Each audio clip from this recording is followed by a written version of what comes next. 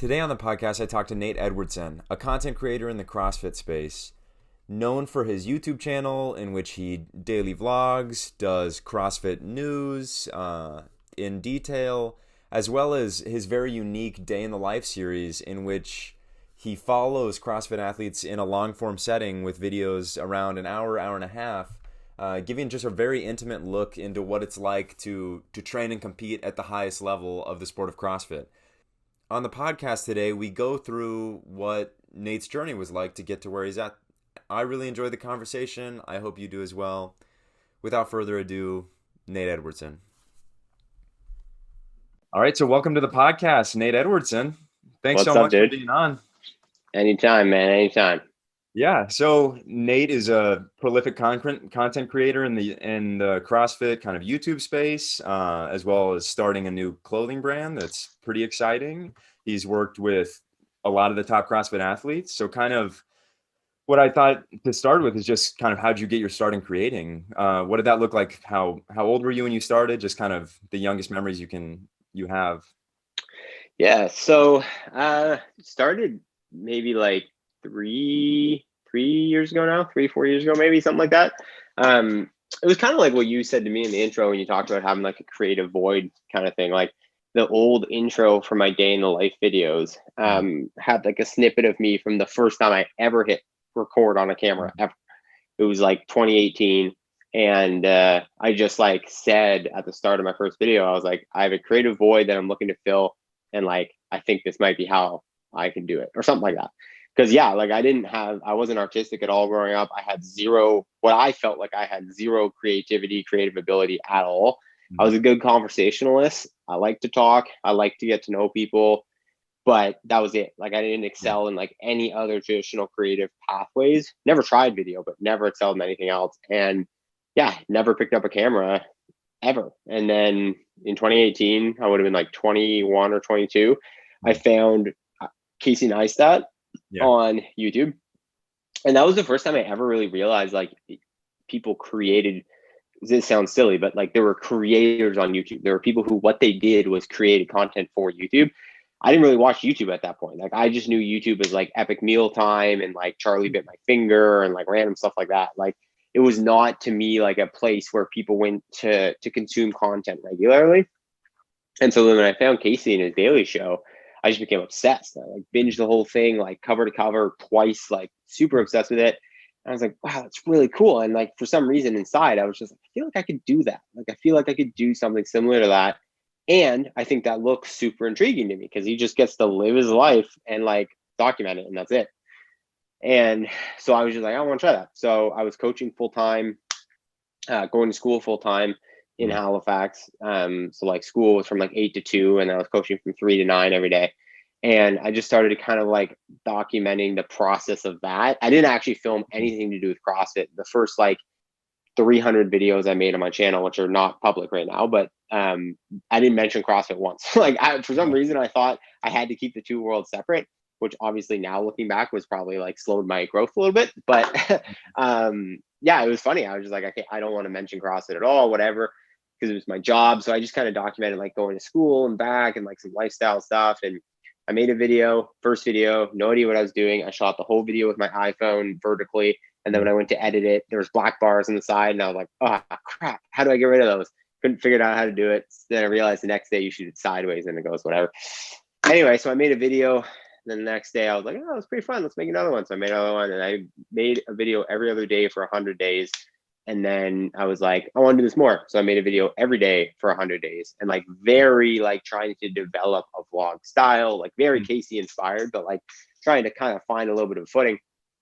And across those like 150 videos, I think I was getting maybe like 3 to 4 views a video. And I think I amassed like 34 subscribers or something like that. Like nobody was watching them. But it kind of sparked a passion in me of like, hey, like I kind of like this, like, I don't know what I like, but it's something around this. Like, I don't know if it's YouTube, I don't know if it's video, I don't know what it is, but it's something around this. I like doing this somewhat.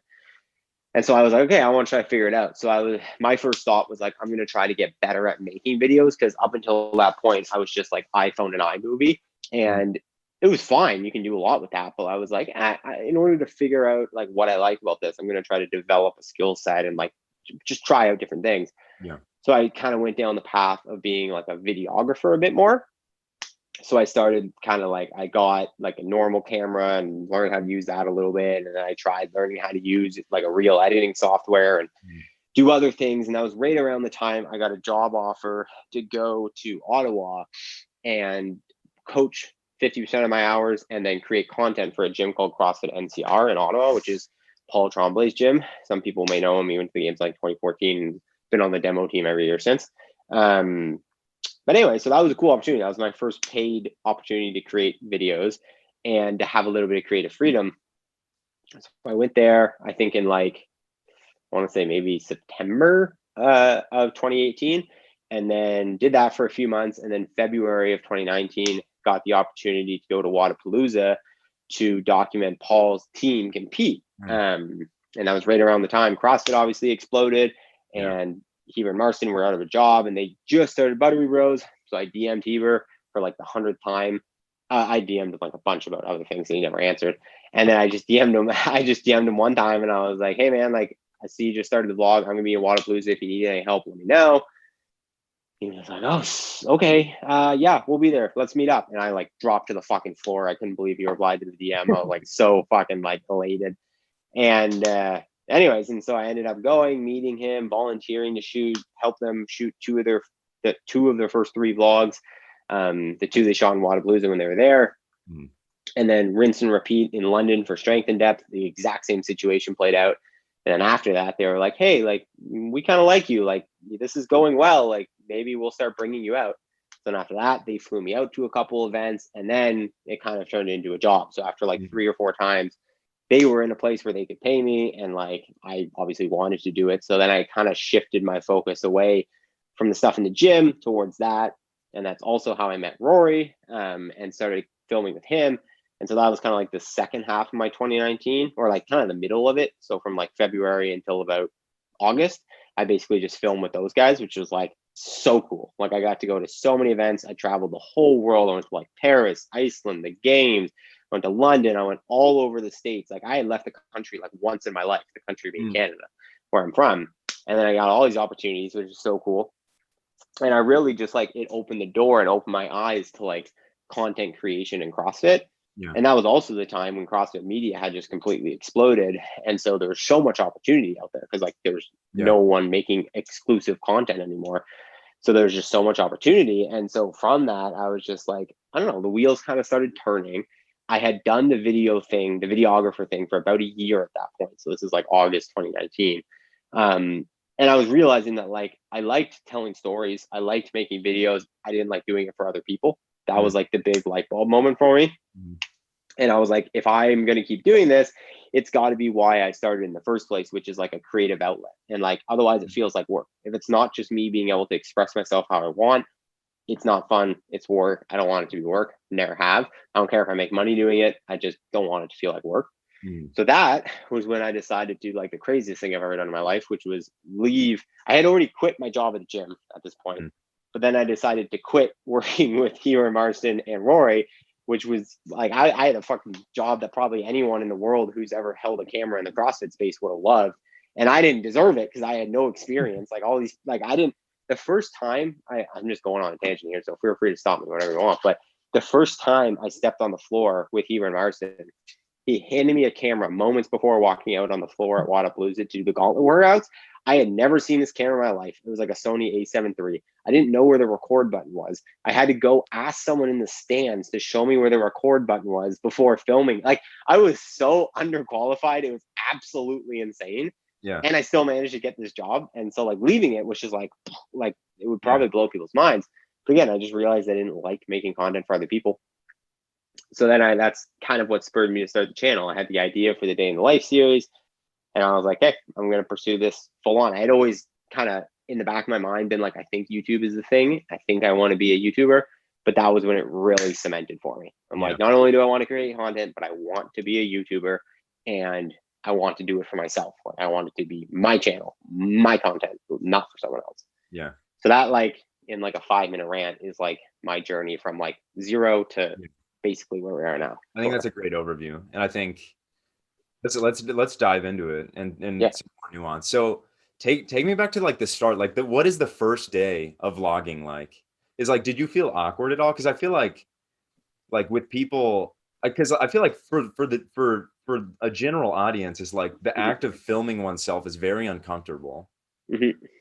So take me through what is that first day like? And then what is it like when you start doing it every day? Did you just loved it that much that you were like, Yeah, I don't know. So to answer the first question, it didn't feel awkward for me at all. Like I had no problem being in front of it. I think it's because like, I mean, number one, if you really break it down, no matter how camera shy you are, it's like you're camera shy because you're probably also shy at like going on a stage and talking in front of a bunch of people and stuff like that. That was never me. I always had no problem doing that. I love that. I love talking, whatever. That's how I also knew that like something like I was like, I feel like this could be a good fit for me because it was very natural for me.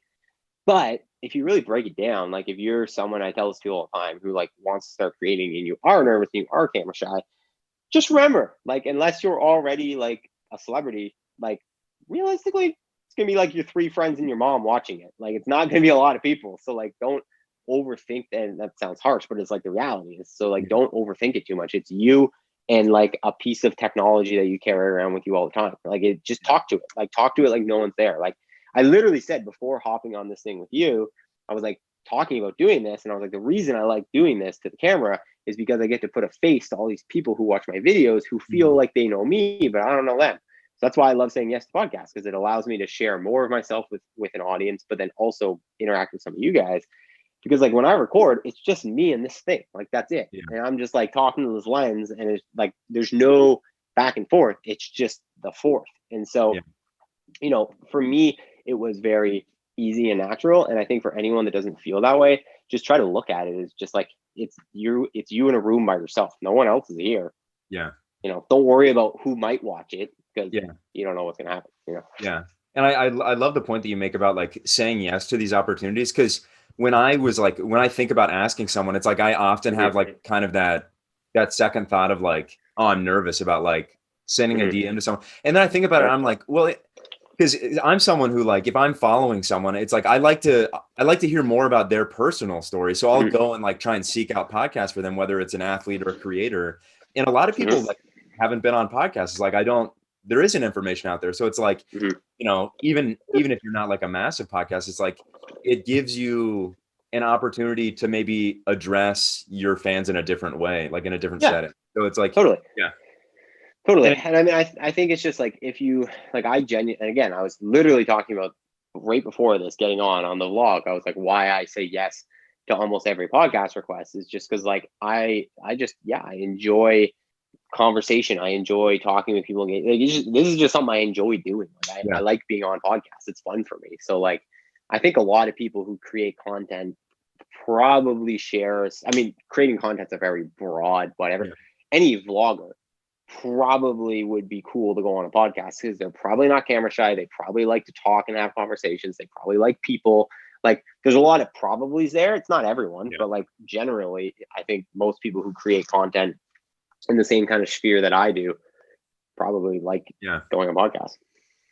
So going from content creators, then are athletes a different beast? So how did you get at like the connections with athletes for them to be comfortable? Because so for those who haven't seen, first of all, go watch the Day in the Life series. They're phenomenal if you follow CrossFit.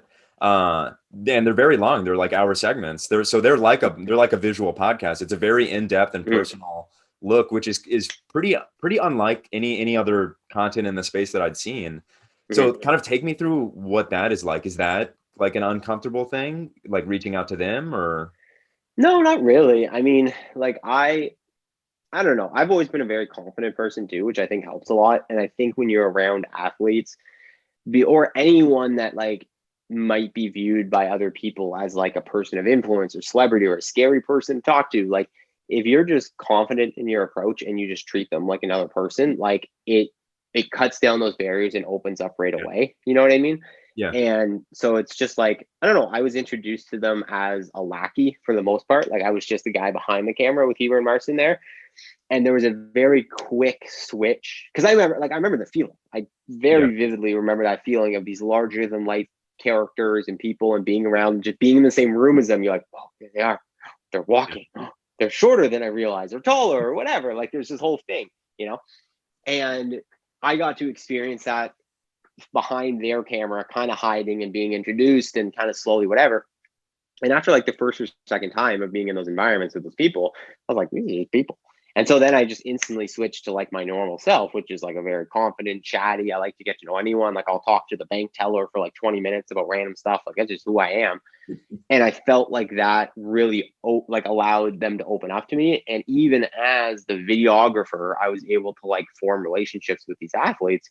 And I really pulled on those when I started the series. Like the reason I was able to get like Pat Vellner, Brent Fikowski, Allison Scudds, Amanda Barnhart, Noah Olson in like my first 5 episodes or whatever it was of that series on a channel with no subscribers, no real incentive for them to let me do this, was just because I had formed like a slight personal relationship with them and was like just confident enough to not only ask, but like I feel like make them comfortable around me by just, you know, like, cause I feel like if you like go up and you're like, excuse me, Mr. Vellner, I have this YouTube channel and well, it's not very big and well, I'm not really sure if you want to be on it. And he's just gonna be like, don't waste my time, move on. But if you just go up and you're like, hey bro, like I'd love to come film this video with you. It's a long video, it's all about you, documentary and whatever. It's like chances are they'll probably be like, all right, cool, sounds legit. Like it's all really how you kind of approach it. And so again, for me, like whether it had been the introduction or just like who naturally my personality, like it was very easy once that wall was broken down to like just approach any and everyone. So. Yeah. Well, so diving deeper into that kind of that level of confidence, you self-described as feeling like you weren't qualified to be holding the camera for Heber and Mars. So how does that relationship come about? Was it really just like a DM to Heber? Literally, dude. So it's funny. Did he like look at your stuff or what? Like I don't know. I don't think so. I think it was, so here's the thing, man, is like I say that like, what was that? What did you just quote me as saying? I forgot it. You said you felt you weren't qualified to be holding. Oh yeah, the least qualified. Like here's the thing with me is like in that moment, I didn't care at all. I was like, yeah, I should be here. Yeah, I'm gonna hold this camera. Yeah, I'm gonna record you guys. Like there's no hesitation for me to actually in that moment stop myself from pursuing an opportunity by overthinking whether I should be there or not. Zero. Yeah. This is all after the fact. Literally, this is like something that I didn't think about until like I was chatting with Heber like 6 months ago. And we sat down for like an hour and chatted. And like I was just like, man, I can't believe you guys let me do that. Like I didn't know what I was doing. But in the moment, I acted fully like I did. And I didn't let any of that show. And I was so confident in my ability to just like figure it out that it rubbed off on them, you know? And like I think it was just the fact that like it was a right place, right time in the terms that they just started the channel. There's no way they could afford someone who was good anyways because they would have had to pay them. So they were like, hey, this random dude sent us a DM. It sounds like he's held a camera before. Let's do it. And like really holding a camera is like pretty idiot proof. Like don't shake and you're pretty much good. Like there's not a whole lot else to it. Know where the record button is. That helps. I didn't, but you know, once you figure that out, you're pretty golden. So I think it was just the right place, right time for the DM. And then because the moment I got there, I was just like personable with them. And I was very confident in like what I was doing, even though I didn't know what I was doing. I was very confident in acting like I did and kind of, I don't know. It's like that whole like old saying of just like, you know, like act like you like fake it till you make it kind of thing. Yeah. Like, you know, I was very confident that I could become good at that thing because I had little things like telltale signs that I might be. But even in that moment that I wasn't, I was like, I can figure this out. No problem, you know? And that really, I think, rubbed off on them to be like, not only is he someone we get along with, but like, yeah, he seems like he knows what he's doing, even though I didn't. You know? Yeah. I think that might be the biggest like underlying trait that I've found in people kind of in this space is just an unwavering confidence. Like even in those moments, because it's like that's really how you do get those moments. It's not, totally. It's not that you're like someone who's been taking pictures or making videos since you were a child. Like you're not, you don't have to be a savant to get started. Mm-hmm. It's like you had the confidence to go after to just start. It's like that's the kind of the thing. Yeah. Bro, I'm telling you, like I couldn't have been less qualified. Like I was maybe at that time, no joke, maybe 6 months off iPhone iMovie. Like I was still using iMovie. I was just trying to learn another software, but I had maybe used a real camera for like 6 months at that point. I had never taken a picture. They asked me to take a bunch of pictures. No idea how to take pictures. And you know, it's just like, it's this whole thing though, of like, I believed it was something I really wanted to do. And I also wasn't afraid to ask for help. Like that's the other thing too, right? Is like you also have to be self-aware. You can't just be so blindly confident that you're egotistical and that you're afraid to ask for help. Like if there was something I didn't know, like how to hit the record button, I asked. I figured it out. I was willing to go to the crowd and be like, hey, I know I look like I know what I'm doing, but I don't. Like, and that's okay. I don't care what you think about me. I just need help and I need to figure out how to do this so I can go and pursue this thing that I want to pursue. And I think sometimes people get so in their heads about what you just said, and especially people who come from a background like you. Like I did, I dropped out of university after a couple of years of a business program. Like I'm not smart, and so people who are smart though and come from a very like one after the other, after the other, after the other background of like you get this and you get this degree, and then you do this course and you write this paper and you blah blah blah blah. And you have to do all that stuff. You can't be a biomedical engineer without going to school to be a biological engineer. It can't happen. But you can be a really successful creative person without any experience and any qualifications. Like if you have a little bit of talent and a lot of confidence and a little bit of luck, you can make it really far. And it's about putting one foot in front of the other. And so often people get so wrapped up in being like, oh, I didn't go to film school. Oh, this person has a more expensive camera than me. Oh, they have a better Instagram page than me. Oh, so I can't create this thing. It's like, doesn't matter. The internet is the greatest equalizer of all time. Like it doesn't matter who you are, where you come from, what gear you have. If you're interesting, if you have something unique to share with the world, you'll find an audience and you can grow it. And like I should be a lot of proof of that because it's not my skill set that's gotten me here, like at all. Like it is and it isn't. You know what I mean? Like it's my skill set in terms of like being able to be a personality, but as far as the technical stuff, the ones and twos, what I could write down on a piece of paper, I had none of it, not even a cent of it. You know what I mean? Yeah. Yeah. It's just phenomenal. So kind of diving into the gear kind of point. So for people who are looking to get started creating, really the message is like the story and what you're doing matters more than the gear, right? Oh yeah, dude, I guarantee you, if tomorrow I stopped using my big camera and switched to only my iPhone, I wouldn't lose a single subscriber and my channel will keep growing. Like I can guarantee it. You know why? Because I intentionally switched to a bit more of a potato camera recently, only because I wanted a flip out screen and I wanted a zoom lens, but I couldn't afford to buy it with the current camera I had. Because a lens like this with the current camera I had was like $6,000, whereas this was like $200 used because it's from like the 1940s or something. Not actually, but it's really old. And it was like, but it is a little bit less good quality. Nobody notices. Nobody cares. It's all story. It's all story. Story is everything. Story is king. Content is king. Always 100 days a week. Mr. Beast is the best example of that. He is the biggest YouTuber on the planet. 45 million views of video. And the dude intentionally has talked about how his choice to never upload in 4K, to shoot shaky handheld, and always use cameras that look a little less good than what you would expect because it creates more of a realistic view. YouTube is about connection. YouTube is about a real person chatting with real people, sharing their lives in a lot of cases. Like, yeah, there's higher production level stuff, but that's different. People are then just using YouTube as a medium to distribute their content. Like Buttery Bros is a great example. Like Buttery Bros could take their content and put it on Netflix.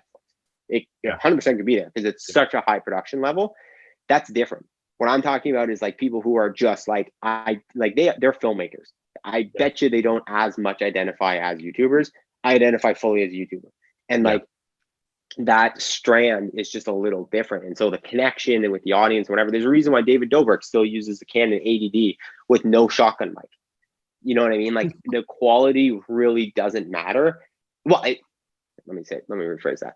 The quality is so much less important than story and content. Yeah. Every day of the week.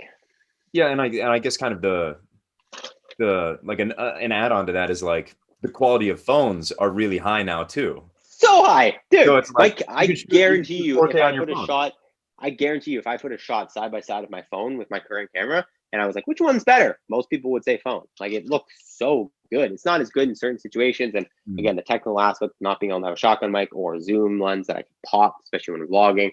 There's certain little things that make this worth it, but like, yeah, man, great camera. So the listener takeaway is you should just start because your phone's good enough. You don't need to buy the Sony A7 R3 to make what you want.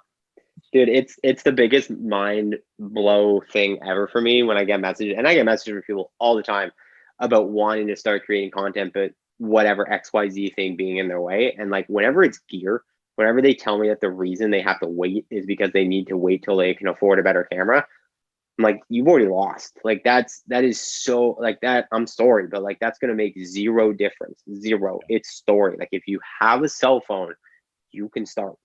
Like you don't even need a computer. You can edit it right on your phone. Like it's so easy to start. And it's the other thing too is like you have to develop. Like, and it's so much easier to develop with less barriers. And like what I mean by that is like when I was telling stories in the first how many videos I put out, they sucked. They were not good, but I was learning, and every video got incrementally better. I would learn one thing from that video. Okay, apply it to the next, apply it to the next, apply it to the next. One thing, learn, develop. And you do that by not putting barriers in your way. If you put so much pressure on yourself for it to be, it's not going to be perfect. Like that's the other thing too, is when people try to start creating and then they sit on a video for a month because they're like, I need to be better. I need to reshoot this. No, like I tell people, I'm like, put out a video every single day. That's how you'll learn how to, like, that's how you'll learn your flow. That's how you'll learn to create. That's how you'll learn if you actually like it and if you care about it, because nobody's going to watch them. You're going to learn a lot from them. You're going to make no money from them. And that's how you're going to tell if you really, truly have a passion for it. And if that's the case, you'll start to develop from that. You'll learn, you'll like grow, like whatever. And then you can get to a point a little later, like I did, where you slow the brakes down. And you're like, okay, now it's time for me to learn how to up a little bit of production value, a little bit of this, a little bit of that.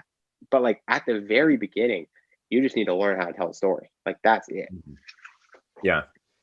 So kind of switching topic, do you think was like the first big pivotal like moment kind of in your journey with the Buttery Bros? Would you say that that was kind of the big thing, or was there something? Yeah. I would give a lot of credit to NCR too, though, like the Paul Tremblay and his gym, and like they gave me the first opportunity really to create content, like as a job. So you know, if it wasn't for that, not only would I probably have not had a ticket to Wadapalooza to meet Heber and Marston, and that whole thing might not have happened, but I also would have had like literally zero experience making videos. So like I think that was definitely kind of the biggest jumping off. Well, not the biggest. I would say Heber and Marston were definitely the biggest jumping off point, but I would say that wouldn't have happened if it wasn't for my opportunity at NCR either. Yeah. So kind of on the flip side, was there ever a moment that you doubted it? Like because when you're making what, like 200 videos in the span of a year, was there ever a day that you were like, I'm not going to pick up the camera today, don't think it's working out? Like, is it hard to see like however many subscribers, like 30 subscribers, and be like, I made like 100 some videos? It's funny. So then, no, like when nobody was watching them and the channel wasn't growing at all, it was like so easy to just keep making videos because there was like, I don't know, there was just not as much stake to it. Like I was still working a full-time job. I was still doing all this other stuff. The only times where it started to kind of get challenging, and like even then, like to answer your question, like no, it's never really been like something where I was like, oh, maybe it's done, like whatever. But like, you know, the bigger you get, the more like everything just kind of like evolves in the same like continuum. So it's like, you know, you have 50, it's like that's awesome. You want 100. You see someone with 100, so you want 100. And then as soon as you get 100, you want 200. And so you get 200, you want 300. And then all of a sudden, you used to be getting 50 views, and that was awesome. That was your best video ever. But now you're used to getting 300 views, and you get a video that gets 100 views, and then another video the next day that gets 75 views, and you're like, whoa! And like there are definitely like moments where it's like, I don't know, just like you are evaluating, I guess, but like I would never deem it as like ever like a point where I wanted to quit. It's like the whole point of this game is that you have to be able to learn. I mean, any entrepreneurial pursuit, you have to love losing, and you have to learn how to lose, and you have to learn how to grow from that, because that's the only way you're going to succeed, right? Like I wouldn't know how to do what I'm doing now if it wasn't for all the times I made crappy videos before, you know? So it's like, you kind of got to love your losers, and you kind of got to understand that like that is going to be your path to success. And like, if you don't fail, you're never going to grow and learn. Like they can't all be winners. So I think it's just, you know, there are times when I have to remind myself of that more than others, I guess would be the best way to answer that. You know, there are like 2020 was a great example. Like I had the Day in Life series, which was awesome, and it boomed, and the channel grew super quickly and like whatever. And then I had to take a big step back to try to reinvent the channel in 2020 because of COVID. I couldn't do that anymore. And like, it was something I wanted to do forever, was to like become more the face of the channel and not have it just be documentary and stuff. Have it be a place where I could create whatever I wanted, vlogs, now news content, documentary and stuff, like whatever. I can mix it all up. But I was planning on doing that later on. Like I was planning on waiting a little bit. So, all of 2020 was earlier than anticipated to have to do that. And that was definitely a struggle. But again, I just kept telling myself, I was like, oh, today's video didn't do as good. Sweet, great. What did it, why? Why do I think it didn't? What's the commonalities between that and the last video that didn't do very well? Oh, this, okay, cool. I'm going to change this wording. I'm going to change this. I'm going to change that. Like, so you just learn from it. You have to be willing to accept that. Yeah. There's a good book by Russ, who I'm a big fan of. He wrote a book called It's All in Your Head. And one of the chapters is focus on the game, not the point. So, and that kind of is getting at the point and that you're making, which is like really focus on the journey of like what you're actually doing. The points on the board don't matter. And I think maybe kind of a disparity is like, right. It's like everyone wants to be doing this, right? That is like kind of our age bracket. Is like being a YouTuber is kind of like the dream of like what a lot of people like want to do. They see that and they're like, that job is sick. But I think part of that is, and then they struggle when they start making videos, is like part of that is the attachment on their perception of what that end goal is like and not actually connecting with the journey. So it's like the resilience to put out that many videos with so few views is like astounding to me. It's impressive. Like, yeah, man, and I appreciate it. And like you hit the nail on the head. Like you're definitely aware of this stuff. And like it's exactly that. Is like you have to have a passion first. Like 75% of all people under the age of 18 right now want to be a YouTuber. That is like a legitimate stat. And I think the reality is that like less than 1% of them will succeed, right? Obviously, because it's such a platform that's very saturated, has a lot of opportunity, but like there are a lot of people trying to do it. So the reality is it's just like any pursuit. It's no different than Hollywood now. It's no different than the music industry. There's a lot of people with SoundCloud. There's only, a couple of Olivia Rodrigos who like really break through and just smash it. You know what I mean? And so it's like the end of the day reality is you have to be loving it. And like that's my biggest advice to creators always when they start out and they're like kind of like, what should I do? I'm like, whatever you want. Like it can't be something you don't want. Like don't look at Mr. Beast and be like, Idea Beast creation is the ticket. I need to have a bunch of money and do exactly what he's doing because he's the biggest YouTuber ever. It's like, I don't like idea-based creation. I like relationship-based creation. So I like creating a relationship with an audience where I can do basically whatever I want that I feel like is entertaining to my audience and they'll tune in. I like being able to make the title thumbnail not like some big stupendous like gave $10,000 to a homeless person type situation. That was how Mr. Beast kind of really blew up. And so many people look at those types of things and are like, I have to do what this person's doing. It's like, you have to find what works for you and what you actually enjoy. And you have to be okay with that potentially not working. And, sometimes there's times where you can maybe make little pivots and whatever, but like, if you start chasing content creation with the goal of being a big content creator, and that's your only reason for doing it, you're going to be so unhappy. Like, even if you taste success on some level, like it's going to be a job like no other, or like any other story. And the whole point of doing this is because it's not a job. Like I tell people all the time, I don't have a job. Like I don't have a job. I sit down and I talk to a camera every morning about stuff that I would want to talk about anyways. And thousands of people tune in. That's my job. Like what? Like it's so ridiculous, or like today, I just went to the gym, came home and had someone follow me around with a camera. Boom. That's my job done. Like it's exactly what I would do with my day if nobody was watching. Exactly what I would do. Exactly what I would want to do to a T. I fucking love making the news videos because I love talking about this stuff. I love formulating opinions. I love having little debates with myself. But then I also love vlogging. I love the lifestyle stuff. And then I also love just going and following around really impressive people with a camera and asking them questions, which is what all my documentarian stuff is. So like, you have to figure out what works for you, right? Like if I tried to create like the Buttery Bros and I tried to be like, like all the time, like it's not me. It's not me. And it would be so disingenuous and it wouldn't work and people can stuff that out and I would not enjoy it. I would be chasing it because I'm like, they're super successful. I want to follow in their footsteps. I want to do what they're doing. And the only way to get there is to do it the way they're doing it. Like that's where people run into problems and that's where you fail. And so that's why, to tie it back to the beginning of what you said, is like, That's why my advice to creators too is also always like make a video every single day. Nobody's going to watch them. Make it every single day. And if you hate it, you're not cut out for this.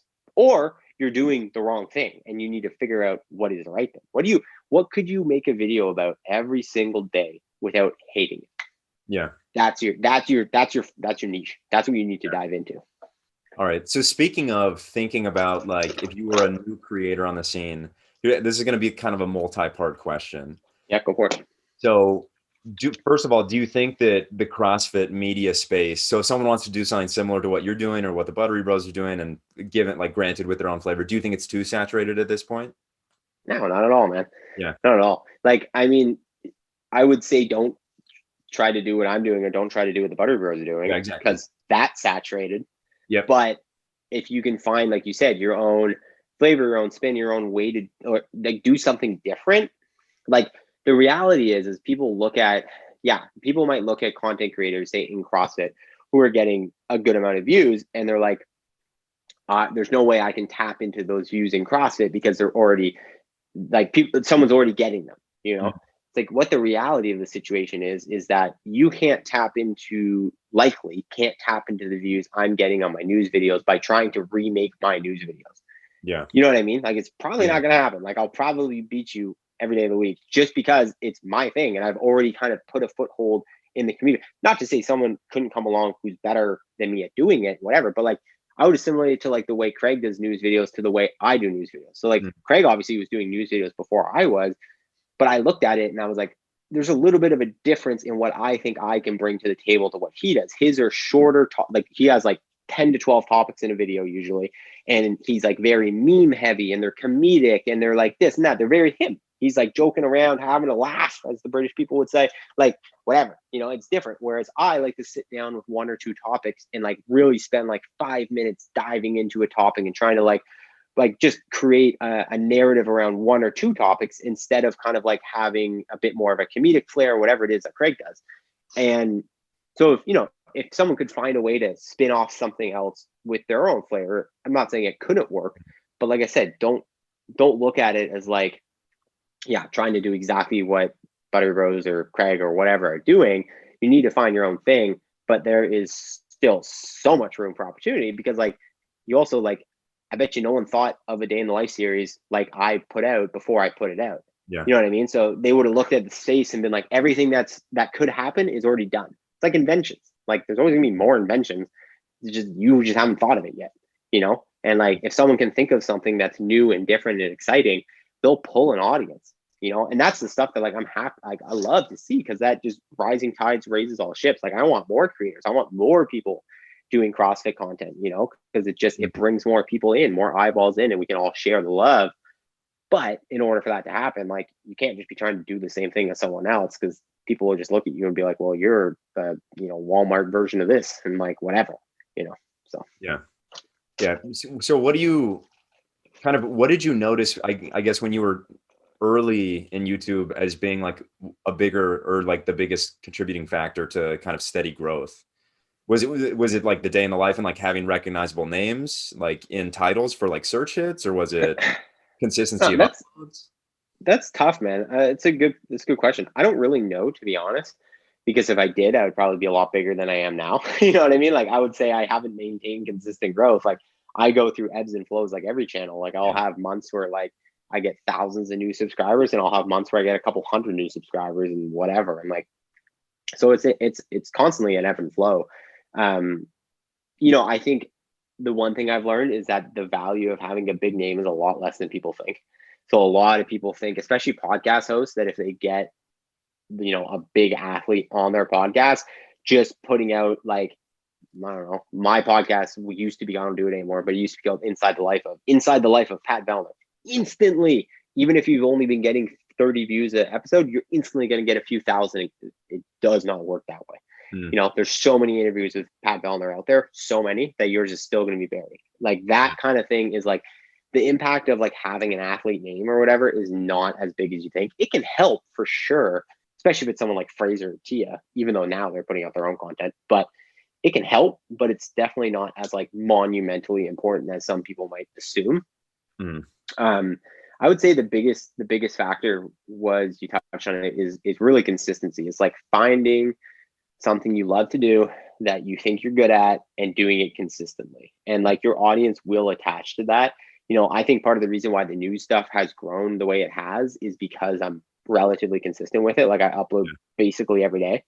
Um, and I think that's part of the reason people start to be like, I can tune in to Nate's channel every day and get updated with CrossFit stuff. I'll know exactly what's going on, whatever. Even though I never claim to be the most like analytical, like this fact is 100% right. Like that's like morning job. I just kind of have a bit of fun with it, but I also like, try to keep people in the loop, and the stuff that interests me that I want to talk about, I talk about, and I do it consistently. And I think that's kind of what brings people back. Yeah. Yeah. I think that's a good point. And I think I've probably fallen victim to of being too kind of infatuated with the pursuit of like an athlete or like a big athlete name. And like when in reality, it's like, okay, you likely will get like more views on that one thing, but what is like the user retention that you're getting if the rest of your content Exactly.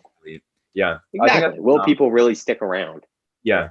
I think that's, and certainly on like a space like YouTube, I think you really highlight the need to like understand what the product is that you're selling.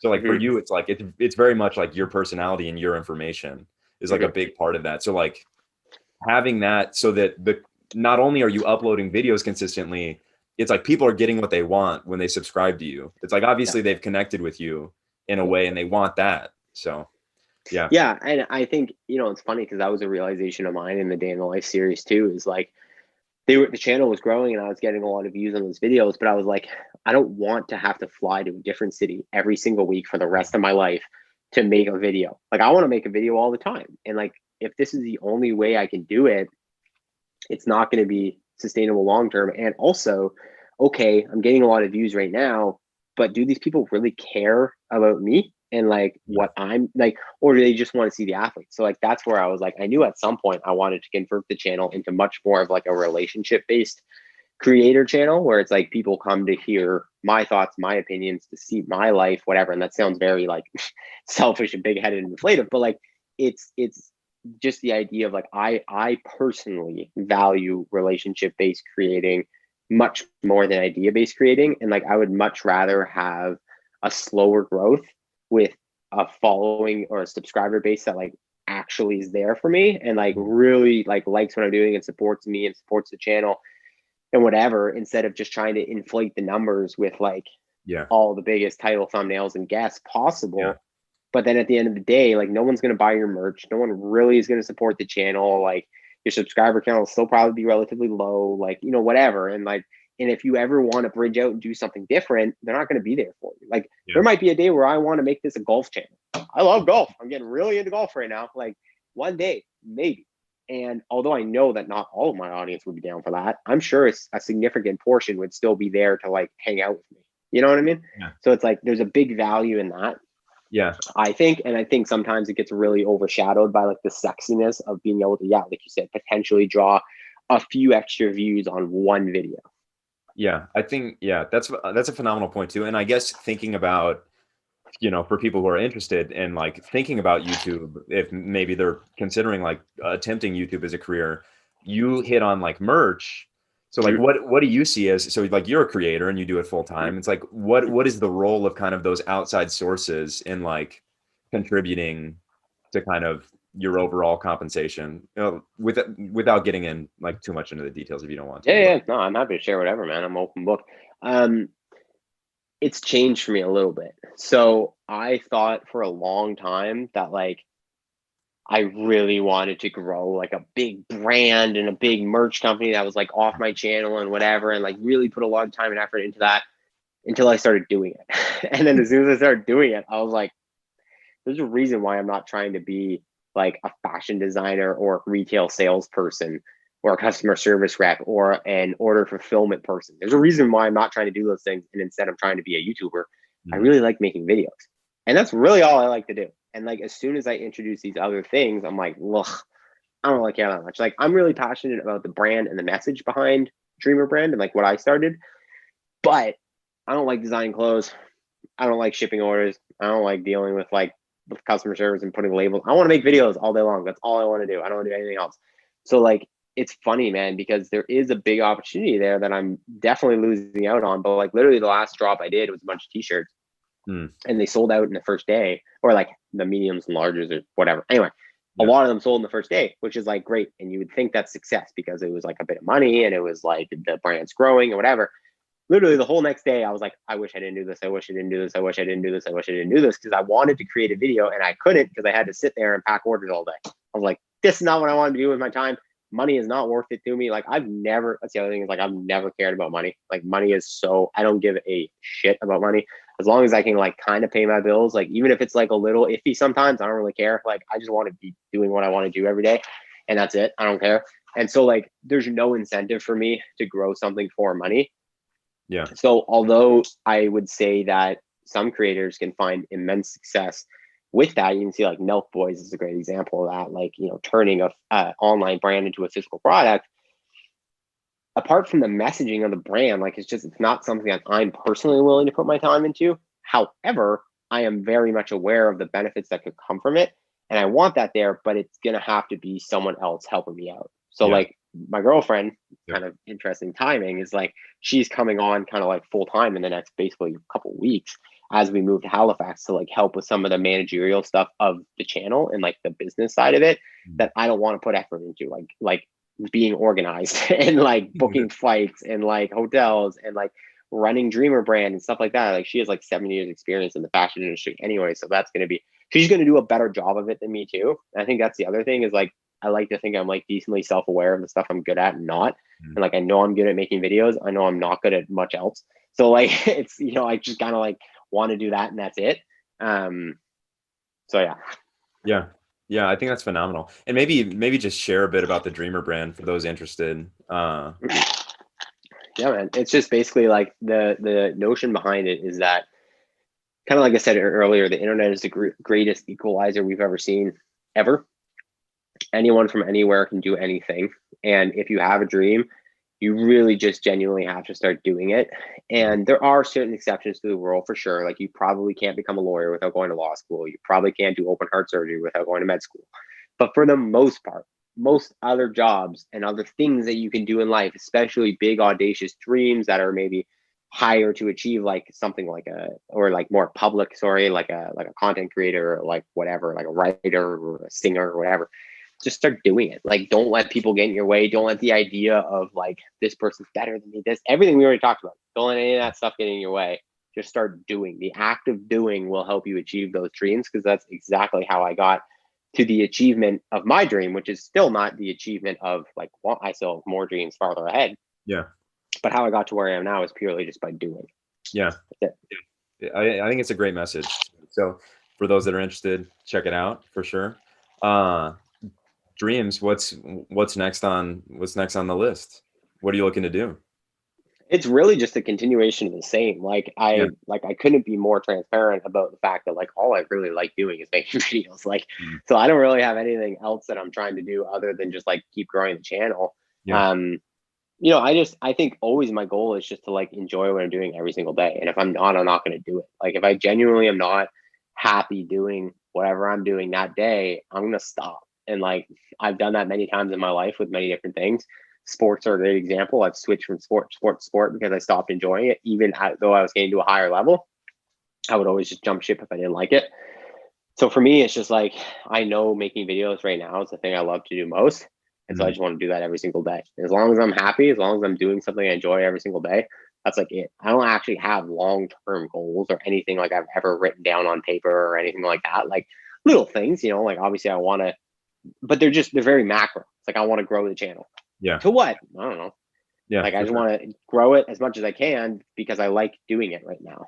But if I stop liking doing it, like who knows what I'll do, you know? Yeah.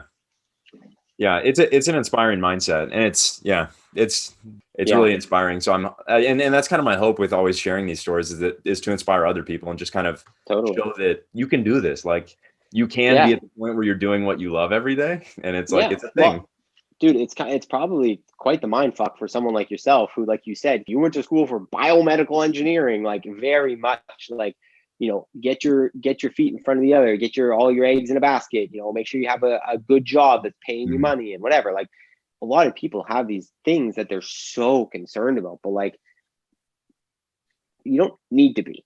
Like, it's so scary, and I get that for people. I'm like, there's a switch loose somewhere in my brain. I'm telling you, like, for some reason, stuff that scares the absolute living shit out of 99% of the population just doesn't even faze me. Like, the best example I can give is when I left Heber and Marston and Rory, like working with them. I was making more money than I had ever made in my life at something that I had considered a dream job. I was leaving Ottawa, where I was paying $1,500 a month in rent, making more money than I'd ever made in my life, to move to Vancouver, the most expensive city in the country, to pay $2,500 a month in rent. And I decided that I didn't want to do what I was doing with it anymore, so I quit. And you know what I decided I was going to do?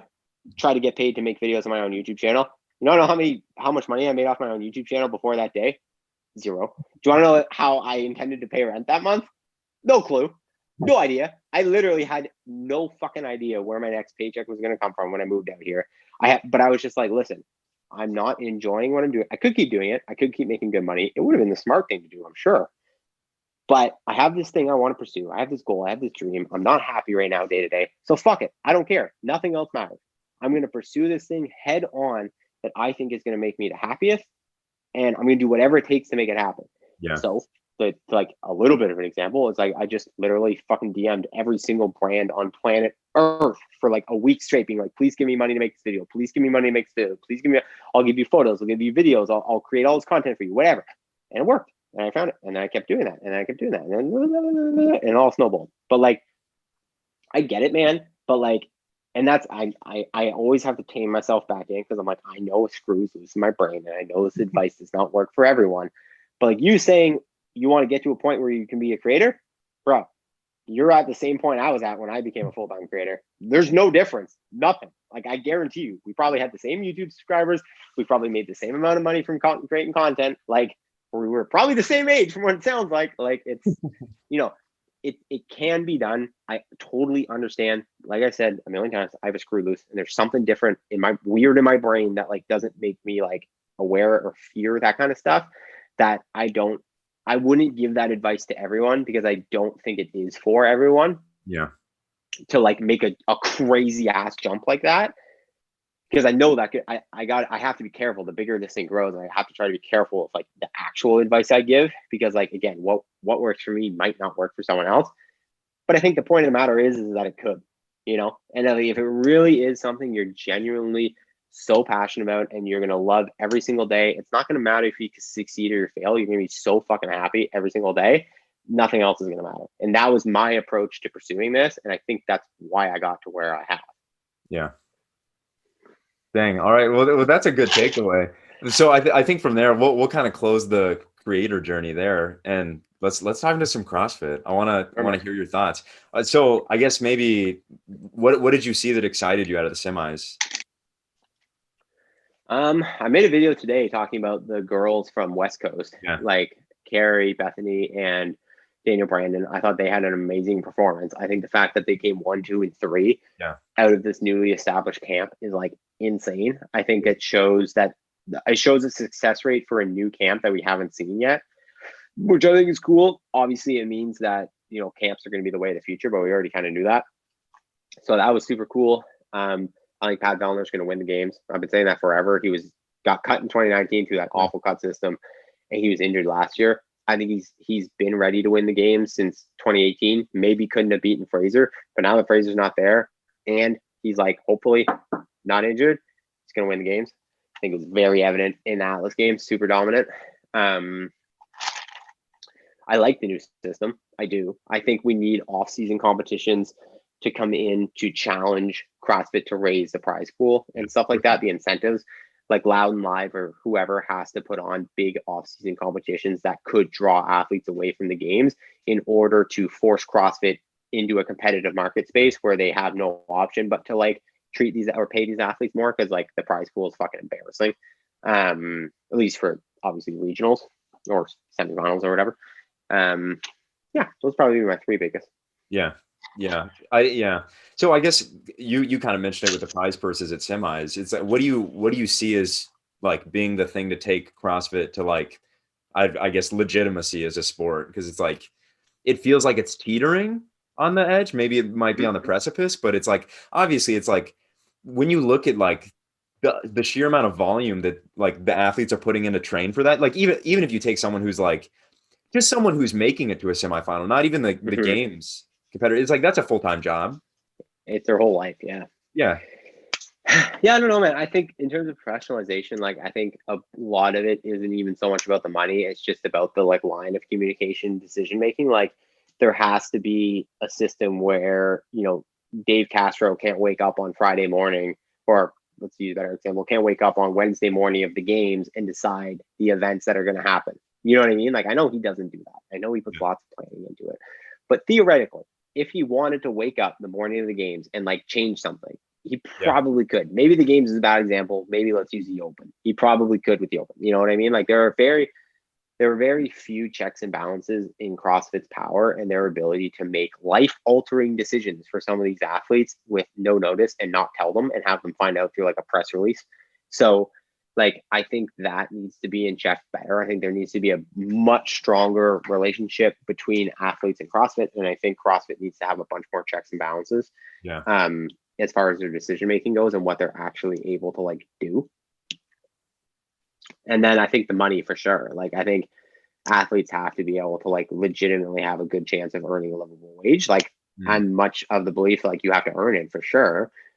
And you don't make any money playing basketball in high school, but you're working towards getting a scholarship to go to the NBA and you're still going to put in hours and hours and hours a day. That's fine. But once you reach a certain level, like once you qualify for the CrossFit Games, you should be making at least like $30,000 a year from CrossFit, in my opinion. Like you should be able to at least live, like maybe just scrape by, but at least live. You know. Yeah. Yeah, certainly. What do you, so I guess because you would kind of be in the CrossFit media space, how do you see, and like kind of like your start and the Buttery Bros start all came with kind of the like abandoning of media presence from CrossFit. So now that things seem to be going in a better direction, do you perceive that is going to change with like kind of outside media creators? No, like a threat or whatever. No, I Yeah. don't think so. I think the door's already been blown open, and we've seen that it's possible to succeed as an outside creator. I think Uh-huh. Craig was obviously the pioneer of that. He was one of the first people to really succeed at creating CrossFit content, even while CrossFit still had the stranglehold on it. So I think now it's more of an example of again rising tides, right? Raising tide, whatever. You know what I'm Yeah. trying to say? Like, CrossFit's making update videos, but my videos are getting recommended under their update videos, guaranteed.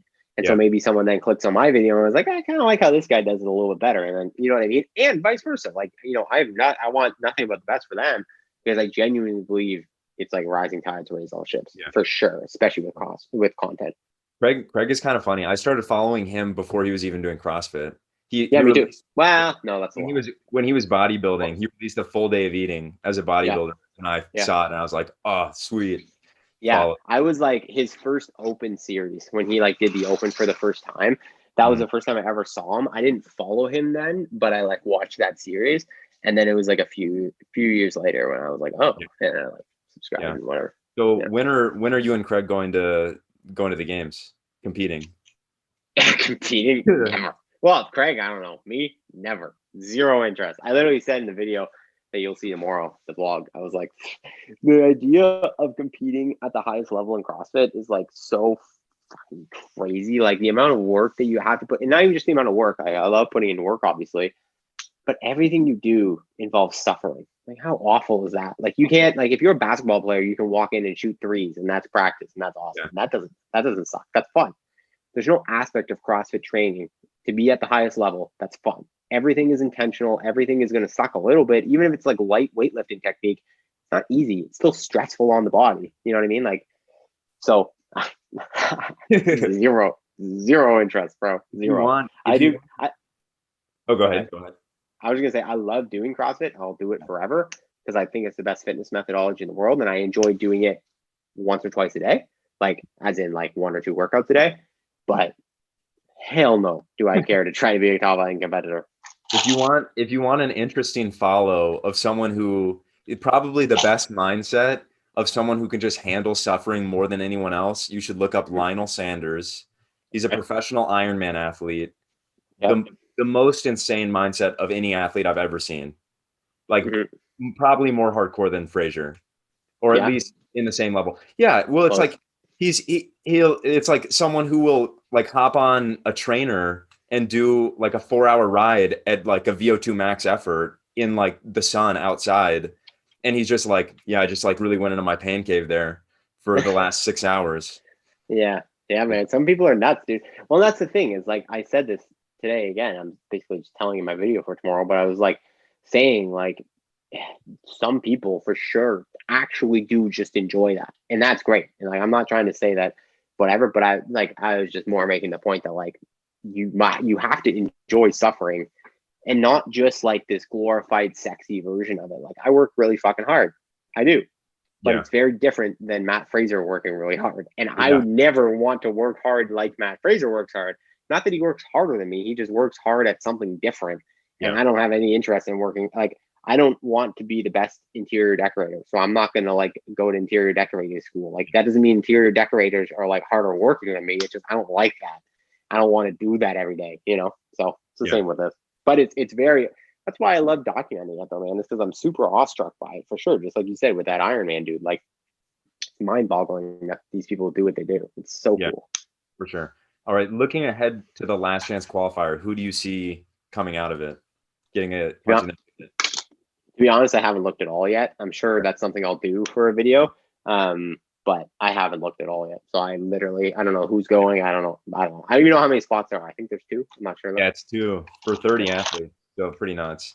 Selfishly, I want Newberry to advance because he did an Ironman, so that resonates with me. His Yeah. his I time mean, his time was professional. It was like he yeah. ridiculous, Yeah, man. just nuts. I think it'll be the best CrossFitter. It won't necessarily be the fittest that advances because I think it's only going to be like one, maybe two workouts. And if Mhm. that's the case, they're going to have to do some Yeah, sort of classic CrossFit workout. And because they're not going to be able to include running or swimming or anything like longer, yeah, it's probably going to be like a, I don't know, Amanda type workout, you know, and there's a very specific CrossFit athlete that's going to win that. And so, yeah, I don't know. I think it's going to be a tough thing. It'll very much depend on the test for yeah, sure. So, yeah. All right, so the games then. You mhm, see Vellner number one, 100%. Pia on the women's side. Yep. All right, well, that rounds that out. Yeah, That's that's this. definitely my top two picks for sure. Yeah, I mean it's hard to bet against them. So, Hmm. what do you think about Jason Hopper though? Dude, he seems pretty cool. Like I made fun of him because he's like a Matt Fraser clone, but like stretched out. Like he's way taller than him, but he has like all the same mannerisms and like Yeah. this whole thing, the fist pump with the thumbs up. I laugh so hard at that. But no, man, he looks like a stud. Fraser posted about them like him coaching him or whatever the other day, which is like that's gonna help you. Yeah. Um, I'd be excited to see. Yeah, he looked really good Yeah. in that competition for sure. Through a totally random occurrence, I actually met him over FaceTime. Uh, so Taylor Self, who was competing in the Granite Games, came to my local box. Hmm. I happened to get a FaceTime call from him, and I was working out like by Taylor, and he just like showed us him, and we got to say like, Hmm. "What's up?" And I was like, "This is so crazy. This is very random." Yeah, there you go. Yeah, they're both great guys. Yeah, Hmm. Taylor Self got the last chance qualifier, so I'm hoping he does Oh, well. nice, cool. Yeah. I mean, that's it for my questions. Thanks so much for being on, for taking the time. It's a great Yeah, of episode. course, man. No Yeah. worries. Fun. All right. Well, I'll see you in the next one.